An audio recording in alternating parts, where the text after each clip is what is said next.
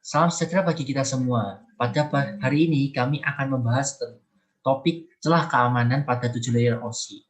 Video kami pada hari ini dibuat untuk memenuhi tugas akhir mata kuliah Computer Networks dengan kode COM 6372. Lalu ini adalah judul topik kami, yaitu pencegahan serangan DDoS berupa HTTP flood terhadap website Binus Maya menggunakan ASF DDoS Protection. Ini adalah nama anggota kelompok kami, yaitu Andri William Silvano, Angga, dan saya sendiri, Christopher Louis Alexander.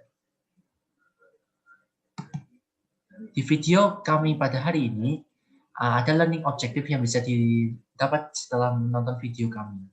Yang pertama adalah kita bisa memahami DDoS secara umum, yang kedua adalah mengetahui strategi penyerangan HTTP flood, dan yang terakhir adalah menerapkan metode pencegahan DDoS dengan ASF DDoS Protection. Sebelum mengetahui lebih lanjut terhadap solusi yang bisa kita lakukan untuk menghindari serangan DDoS terhadap website Binus Maya, kita perlu mengerti DDoS atau Distributed Denial of Service itu merupakan serangan yang dilakukan dengan tujuan untuk merusak traffic atau bisa dibilang merusak sebuah layanan server, jaringan, network dengan cara melakukan flooding atau memberikan load yang berlebihan sehingga menyebabkan target menjadi down.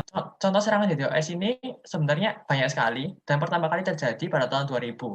Sampai dengan saat ini DDoS beraneka ragam sekali dan terjadi pada berbagai target, berbagai sumber dan perusahaan seperti Google pada tahun 2007, kemudian terjadi pada Amazon pada tahun 2020, Mirai Crash pada tahun 2016, dan masih banyak lagi. Dan dengan kasus terbesarnya adalah pada GitHub pada tahun 2018. Serangan DDoS ini terbagi dalam 3 jenis serangan umum. Yang pertama merupakan serangan eksploitasi terhadap kerentanan atau bug atau sistem atau software. Yang kedua, serangan DDoS ini juga bisa dengan menggunakan seluruh sumber daya pada target.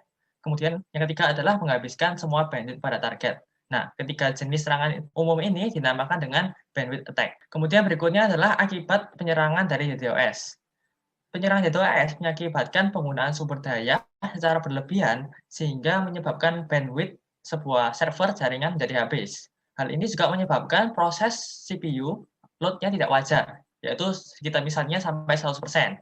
Kemudian juga bisa diikuti dengan penggunaan memori yang berlebihan. Kemudian penyebab DDoS ini sebenarnya ada banyak sekali, tapi yang sering umum terjadi adalah hosting website yang relatif murah dan memiliki tingkat keamanannya yang rendah. Kemudian kurangnya persiapan terkait celah keamanan website dan kurangnya backup, jadi menimbulkan kerusakan website yang tidak dapat dipulihkan kembali.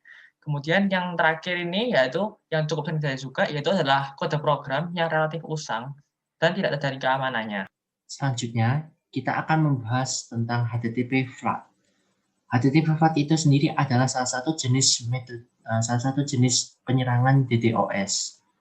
Nah, HTTP flood itu bekerja dengan cara penyerang yang di dalam botnet ini mengirimkan request berupa HTTP GET atau POST kepada korban, yaitu biasanya berupa web server atau website. Nah, HTTP flood itu sendiri mempunyai dua strategi penyerangan, low rate attack dan high rate attack. Untuk menjelaskannya masing-masing, low rate attack itu adalah strategi penyerangan yang dilakukan secara diam-diam. Strategi ini menggunakan transmisi ulang TCP dengan memberikan burst permintaan yang berbeda untuk memaksa korban meningkatkan transmisi mereka. Lalu di sini penyerang yang mengirim paket dengan tingkat yang tinggi itu membutuhkan waktu yang lebih sedikit. Burst length yang panjang membuat durasinya panjang membuat query lebih lama penuh dan bisa meningkatkan efektivitas dalam menyerang. Tapi kelemahannya di sini low rate attack mudah untuk dideteksi. Sedangkan interburst period ada namanya interburst period, itu berhubungan dengan request timeout. Nah, di sini penyerang membuat koneksi dipaksa untuk timeout. Jadi koneksi tersebut akan kehilangan waktu secara virtual pada waktu yang sama. Nah, maka dari itu penyerang yang pintar dan menemukan waktu yang tepat dalam interburst period ini, dia bisa menyebabkan kerusakan yang besar pada sebuah web server atau website tadi. Lalu untuk high grade attack itu adalah strategi penyerangan yang dilakukan dengan cara satu set komputer disusupi zombies yang mengirimkan paket dengan volume yang tinggi atau jumlah banyak ke komputer yang menjadi sasaran. Nah, paket-paket ini dikirim secara banyak dalam bandwidth komputer koneksi. Paket yang dikirim ini membuat sistem korban menjadi tidak berdaya karena sumber daya dari sistem korban terkuras cepat habis. Nah, kedua penyerangan tipe penyerangan ini sama-sama merugikan website, salah satunya website Binus Maya yang merupakan website penting bagi mahasiswa Binus University. Setelah kita mengetahui apa itu DDoS dan jenis-jenis penyerangannya, yaitu HTTP flood, tentunya kita memerlukan sebuah solusi untuk mencegah dan mengatasi terjadinya serangan DDoS ini. Nah, solusi tersebut kita dapatkan melalui Azure DDoS Protection. Azure DDoS Protection ini adalah suatu fasilitas yang diberikan oleh Microsoft yang memiliki tujuan utama untuk mencegah dan mengatasi terjadinya serangan DDoS terhadap suatu sistem. Nah, fitur-fitur Azure DDoS Protection itu ada banyak, mulai dari platform validasi SaaS DDoS yang menggunakan permodelan botnet yang aman. Validasi layanan perlindungan DDoS-nya terdapat di seluruh region Microsoft Azure, memiliki tes traffic DDoS yang berasal dari alamat IP v4 public, memiliki interface yang modern, automation control, dan fitur keamanan internal. Selain itu, fitur-fitur Azure DDoS ini juga masih banyak lagi, yaitu ada active traffic monitoring, automatic attack mitigation, sehingga serangan-serangan akan langsung dicegah secara otomatis, ada garansi availabilitas, jadi fitur ini akan selalu ada cost protection, memiliki metrics dan alerts, mitigation reports, mitigation flow logs, dan lain-lain. Nah, untuk mencegah sebuah serangan dengan DDoS Azure Protection, ada beberapa langkah yang harus kita lakukan. Untuk melakukan dan menyalakan Azure DDoS Protection untuk menjaga keamanan kita pertama bisa mensimulasikan serangan DDoS dengan menggunakan Breaking Point Cloud. Di mana cara penggunaannya, kita hanya perlu memasukkan target IP address-nya, yaitu sistem kita, nanti akan di-testnya. Lalu kita juga memasukkan port number, dan kita memasukkan DDoS profile yang merupakan jenis serangan DDoS. DDoS profile ini bisa kita pilih dari TCP, CYN flood, DNS flood, dan jenis-jenis flood lainnya hingga Memcache flood maupun SSDP flood. Nah, sedangkan untuk test size ini adalah jumlah besar size-nya yang dikirimkan. Nah, untuk ini kita bisa memilih dari antara 50 MB per second hingga 2,4 GB per second. Tapi kita juga bisa lebih tinggi dari itu, tapi kita memerlukan bantuan dari orang-orang yang sudah profesional. Dan yang terakhir ini adalah kita mengisi test duration, yaitu lamanya serangan tersebut akan diluncurkan. Ini kita mendapat pilihan dari 10 menit sampai 30 menit. Dan seperti tadi, jika ingin lebih lama, kita perlu bantuan dari profesional. Oke, next.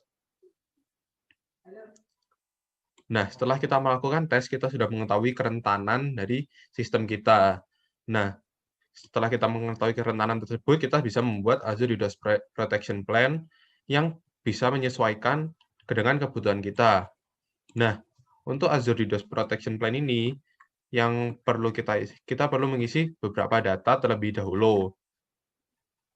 Nah, di sini kita perlu mengisi nama kita, terus jenis subscription kita, terus jenis plan yang kita pilih, yaitu ada basic dan standard, ya, itu nanti fungsinya sama-sama untuk melindungi sistem kita dari DDoS, dari serangan DDoS, tetapi perbedaannya adalah untuk protection plan yang standar memiliki beberapa fitur-fitur yang sudah dikembangkan lebih lanjut. Nah, selain itu kita juga perlu mengisi resource group dan location yang sesuai. Nah, selanjutnya setelah kita membuat sebuah resource plan, kita perlu membuat sebuah virtual network sebagai gerbang yang menjaga kita. Nah, virtual network ini kita hanya membuatnya adalah dengan juga mengisi beberapa data lagi. Pertama, dari overview, kita perlu memilih bagian DDoS protection yang ada di kiri itu.